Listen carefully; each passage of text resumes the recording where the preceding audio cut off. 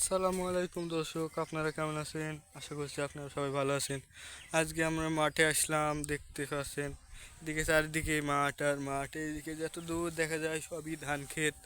আর এই যে দেখতে পাচ্ছেন কলার ক্ষেত, ভুট্টার ক্ষেত, এই যে গমের ক্ষেত। এদিকে যত দূর দেখতে পাচ্ছেন সবই মাঠ আর মাঠ, কোনো জনবসতি নেই, শুধু মাঠ আর মাঠ। এটা দেখতে ভালো লাগে একটা, এই জন্য আসলাম আপনাদের সাথে শেয়ার করছি। দেখতে পাচ্ছেন ধানের ক্ষেত বা ধানের জমি, এই যেগুলো সব ধানের জমি। এগুলো কৃষক কত কষ্ট করে ধান চাষ করে।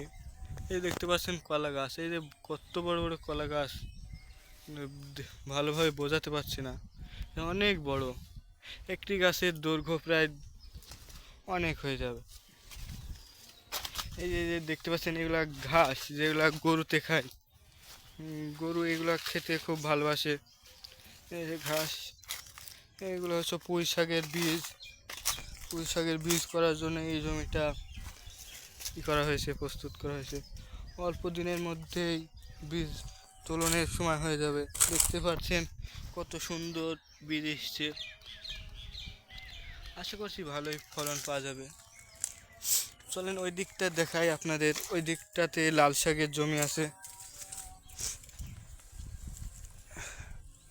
এই মাঠে যে কত শান্তি, এটা আপনাদের বলে বোঝাতে পারছি না আমি। এই দেখছেন কি শান্তির বাতাস বইতেছে, সব গাছপালা সব দুলছে বাতাসে। এটা আলাদা একটা অনুভূতি, আপনাদের সাথে শেয়ার করতে পেরে আমিও অনেক খুশি হলাম।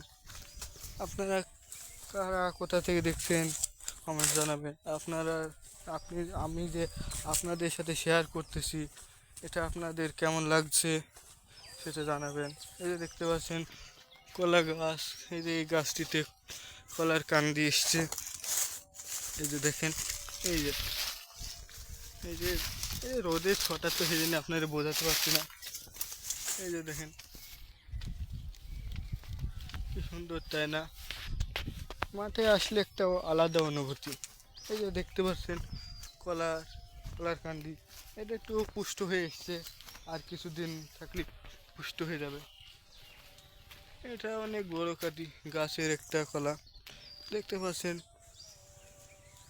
এইদিকে আরও কলা গাছ আছে। আপনাদের লাল শাকের জমিটা দেখাই আমি।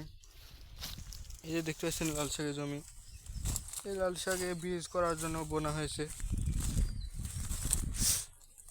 দেখতেই পাচ্ছেন কি সুন্দর একটা পরিবেশ, চারিদিকে কলা গাছ, মাঝখানে লাল শাকের জমি, এইদিকে পুঁই শাকের জমি, এইদিকে আবার লিচু বাগান আছে, আম বাগান আছে, এইদিকে আরও বাগান আছে।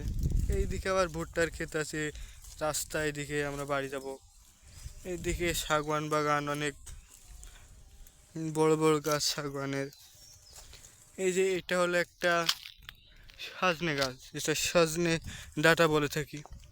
এটা মাঠের ভোগে এটা গাছ হয়েছে, এটাকে আর নষ্ট করিনি, এটা এভাবেই আছে।